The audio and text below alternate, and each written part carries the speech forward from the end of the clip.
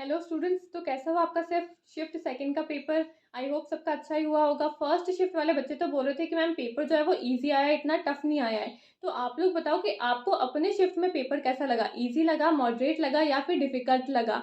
जितना मुझे पता चला है उतना बच्चे बोल रहे थे कि मैम सेकंड शिफ्ट में पेपर जो है वो मॉडरेट टू डिफिकल्ट लेवल का आया है। यानी कि अभी तक के हमने देखे पेपर इजी लेवल के आ रहे थे, लेकिन इस वाली शिफ्ट में बच्चों का ज्यादातर ये कहना था कि मैम पेपर जो है वो थोड़ा मॉडरेट टू डिफिकल्ट लेवल तक पहुंच चुका है। यानी कि अब हम ये अनुमान लगा सकते हैं कि आने वाले दिनों में जब भी जो भी हमारे एग्जाम्स होंगे उन दिनों में अब हो सकता है कि पेपर जो है वो आपसे डिफिकल्ट लेवल के अकॉर्डिंग पूछा जाए। ठीक है, तो हम आज का पेपर जो है वो डिफिकल्ट लेवल तक लेकर ही चलेंगे। ठीक है, अब हो सकता है कि ये जो बात है वो बच्चे बच्चे पे डिपेंड करती है, बच्चे बच्चे का अपना अलग अलग पर्सपेक्टिव होता है। किसी को पेपर इजी लगा होता है, किसी को डिफिकल्ट लगा होता है, लेकिन मोस्टली बच्चों ने सेकंड शिफ्ट के पेपर को डिफिकल्ट ही बताया है, तो हम भी डिफिकल्ट ही लेकर चलेंगे उस लेवल को। ठीक है, अब अगर हम सेकंड शिफ्ट के पेपर की बात करें तो सेकंड शिफ्ट में आपसे स्टेटमेंट बेस्ड क्वेश्चंस काफी सारे पूछे गए थे। इस वाली शिफ्ट में आपसे असर्शन रीजन के क्वेश्चन पूछे गए और स्टेटमेंट बेस्ड क्वेश्चन ज्यादा पूछे गए। अब एनटी क्या कर रहा है ना, अब जो आपसे पहले वाला पैटर्न था जिसमें एक स्टेटमेंट एक क्वेश्चन दे दिया, उसके चार ऑप्शंस दे दिए, अब वो जो सिंपल पैटर्न था उसको चेंज कर रहा है अब एनटी अपने लेवल के अंदर। लेवल को बढ़ाने के लिए एग्जाम की क्वालिटी को और इंक्रीज करने के लिए अब एनटी क्या कर रहा है ना, स्टेटमेंट बेस्ड क्वेश्चन ज्यादा पूछ रहा है। तो जो पहले वाला पैटर्न था अब उसको चेंज करके काफी सारे क्वेश्चंस आपसे स्टेटमेंट बेस्ड पे असर्शन एंड रीजन के अकॉर्डिंग पूछे जाते हैं। ठीक है, तो अब आप ये बिल्कुल भी अपने दिमाग से निकाल दो कि सिर्फ सिंपल पेपर आता है बिल्कुल फर्स्ट पेपर, तो आप है ना थोड़ी बहुत पढ़ाई करके भी जाओगे तो पेपर क्लियर हो जाएगा, ऐसा बिल्कुल भी नहीं है। अब फर्स्ट पेपर का जो लेवल है वो धीरे धीरे इंक्रीज हो रहा है। ठीक है, तो आपको लेवल के अकॉर्डिंग ही अपनी पढ़ाई रखनी है। ठीक है, अब हम शुरू करते हैं हमारे सेकंड शिफ्ट के पेपर का एनालिसिस। ठीक है, सबसे पहले हम बात करें अगर डीआई के, तो डीआई में आपके परसेंटेज का क्वेश्चन आया था, यानी कि परसेंटेज से आपका पूरा डीआई आया था। अगर हम आईसीटी की बात करें तो आईसीटी में आपके स्टेटमेंट बेस्ड क्वेश्चन ज्यादा आए थे, जितने भी 4-5 क्वेश्चन आए थे उसमें से आपके स्टेटमेंट बेस्ड क्वेश्चन सबसे ज्यादा पूछे गए थे। ठीक है, कंट्रोल प्लस वी से आपका एक क्वेश्चन आया था, बाइनरी डेटा से आपका एक क्वेश्चन आया था, और जितने भी आपके वायरसेस एंड मेलवेयर्स होते हैं उनसे भी आपका एक क्वेश्चन बना है। रैम से आपका एक क्वेश्चन बना है, जो आपकी रैंडम एक्सेस मेमोरी है उससे आपका एक क्वेश्चन बना है। तो अभी 1-2 दिन पहले भी आपका मेमोरी मैनेजमेंट से एक क्वेश्चन बना था, आज भी आपका रैम से एक क्वेश्चन बना है। ठीक है, और स्पाईवेयर से भी आपका एक क्वेश्चन बना है। तो स्पाईवेयर आपके वायरस और मेलवेयर वाले पार्ट में ही आता है। तो स्पाईवेयर क्या होता है, आपने देखा होगा, स्पाई स्पाई का काम क्या होता है, हर जगह नजर रखना, तो यही होता है स्पाईवेयर। स्पाईवेयर क्या करता है, छुपके से आपके कंप्यूटर के अंदर एंटर हो जाता है, आपको पता भी नहीं चलता है कि कब आपके कंप्यूटर में स्पाईवेयर जो है वो एंट्री कर गया है। ठीक है, वो एंटर कर गया है, आपको पता भी नहीं चलता है। और फिर जो भी आप अपनी एक्टिविटीज करते हो अपने कंप्यूटर के अंदर, उन सभी एक्टिविटीज पे अपना नजर बनाए रखता है स्पाईवेयर। ठीक है, और फिर धीरे धीरे करके आपके डेटा को लीक करता रहता है। तो ये होता है आपका स्पाईवेयर। तो स्पाईवेयर पे आपका एक क्वेश्चन बना था आईसीटी के अंदर से। ठीक है, लॉजिकल रीजनिंग की अगर हम बात करें तो इस शिफ्ट में फिर से लॉजिकल रीजनिंग में 3 क्वेश्चंस आए थे आपकी फैलेसी के ऊपर।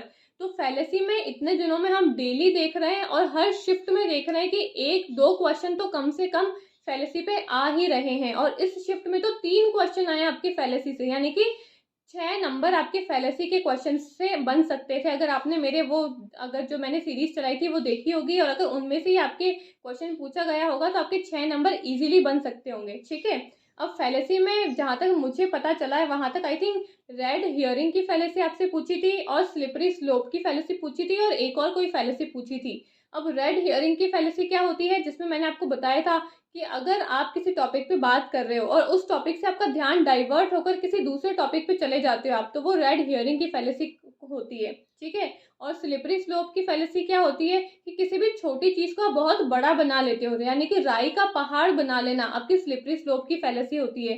ठीक है, तो हो शायद रेड हियरिंग और स्लिपरी स्लोप इन दोनों फैलेसीज में से कोई फैलेसी आई थी, यानी कि टोटल 3 क्वेश्चन आपकी फैलेसी में से ही आए हैं। ठीक है, इंडियन लॉजिक से फिर क्वेश्चन आया है आपका लॉजिकल रीजनिंग के अंदर। ठीक है, अगर हम बात करें पैसेज की, तो पैसेज जो है वो आपका इन्वायरमेंटल इशू के ऊपर आया था। अब सुबह वाली शिफ्ट में भी आई थिंक आपका पैसेज जो है वो इन्वायरमेंटल के टॉपिक के ऊपर ही आया था, और अभी भी आपका इन्वायरमेंट से रिलेटेड टॉपिक के ऊपर ही आपका पैसेज आया है। ठीक है, अगर हम हायर एजुकेशन की बात करें तो हायर एजुकेशन में आपके हंटर कमीशन की रिकमेंडेशंस पूछी गई थी। तो हंटर कमीशन पे आपका एक क्वेश्चन बना है। एनईपी 2020 से फिर आपका एक क्वेश्चन बना है हायर एजुकेशन के अंदर। एनईपी में कौन से काउंसिल कब सेटअप हुए थे, है ना, एनईपी के अंदर कौन से काउंसिल के सेटअप करने की बात हुई थी, उस पर आपका एक क्वेश्चन आया था हायर एजुकेशन के अंदर। और आपका हायर एजुकेशन में डिस्टेंट एजुकेशन जो है उससे भी आपका एक क्वेश्चन बना है हायर एजुकेशन के अंदर।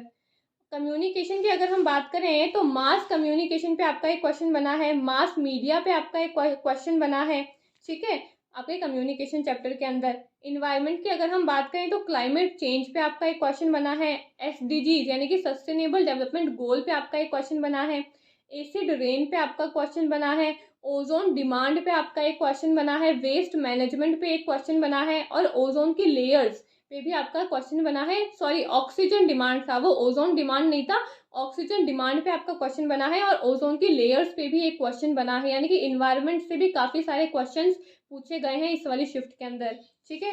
टीचिंग एप्टीट्यूड की अगर हम बात करें तो टीचिंग एप्टीट्यूड में मुझे ज्यादा पता नहीं चला है, लेकिन ये पता चला है कि इफेक्टिवनेस ऑफ क्लासरूम क्लाइमेट के ऊपर कोई एक क्वेश्चन आया था आपका, ठीक है। रिसर्च की अगर हम बात करें तो हाइपोथेसिस टेस्टिंग पे फिर से आपका क्वेश्चन आया है। हाइपोथेसिस टेस्टिंग 2-3 बार लगातार कंटिन्यू पूछी जा रही है, तो इंपॉर्टेंट है, इसको रिवाइज कर लेना, ठीक है। साइटेशन के ऊपर आपका क्वेश्चन बना है रिसर्च के अंदर। एपीए स्टाइल जो है आपकी, अमेरिकन साइकोलॉजिकल एसोसिएशन, जो रेफरेंसिंग स्टाइल है उसको हम कैसे लिखते हैं, उसका क्या फॉर्मेट है, उसके ऊपर आपका एक क्वेश्चन बना है रिसर्च के अंदर। लिटरेचर रिव्यू पे आपका एक क्वेश्चन बना है रिसर्च के अंदर। और मैथ्स की अगर हम बात करें तो मैथ्स के अंदर आपके डायरेक्शन और नंबर सीरीज पे एक क्वेश्चन बना है। तो इतने मुझे कुछ टॉपिक्स पता चले हैं आपके सेकंड शिफ्ट के, कि आपके सेकंड शिफ्ट में ये टॉपिक्स आए हैं। तो ये टॉपिक्स तो इजी है, यानी कि टॉपिक्स का नाम देखने से तो वही लग रहा है कि हाँ जो हमारे सिलेबस में है वही बताया हुआ है, लेकिन यहाँ से क्वेश्चंस जो है वो काफी डीप अंडरस्टैंडिंग वाले आए हैं। तो अगर आपको ऐसा लगे कि पेपर 1 तो इजी होता है, उसको तो अगर हम ऊपर ऊपर से 1 महीना पढ़ के चले जाएंगे तो इजीली कवर हो जाएगा, इजीली एग्जाम जो है वो क्रैक हो जाएगा, तो ऐसा बिल्कुल भी नहीं है।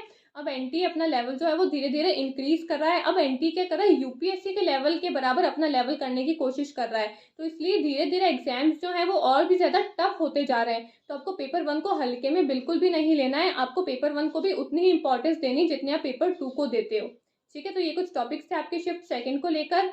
जितने भी मैं एनालिसिस वीडियो बना रही हूँ उनको बार बार देख लेना, उन सभी टॉपिक्स को एक बार देख लेना। आने वाले दिनों में जब भी आपका एग्जाम होगा तो आपको काफी हेल्प मिलेगी, क्योंकि एनालिसिस वीडियो से आप देखोगे कि सेम टॉपिक्स जो है वो बार बार रिपीट हो रहे हैं। हाँ, उन टॉपिक्स में से क्वेश्चन बिल्कुल अलग अलग आ रहे हैं, लेकिन टॉपिक जो है वो रिपीट हो रहे हैं, ठीक है। तो एनालिसिस वीडियो से आपको काफी ज्यादा हेल्प मिलेगी अपने आने वाले एग्जाम के लिए, ठीक है। और टेलीग्राम को ज्वाइन कर लेना, लिंक आपको टेलीग्राम का डिस्क्रिप्शन के अंदर मिल जाएगा, क्योंकि टेलीग्राम पे हम काफी सारी इंपॉर्टेंट इन्फॉर्मेशन हमारे स्टूडेंट्स के साथ में शेयर करते रहते हैं, ठीक है। Thank you.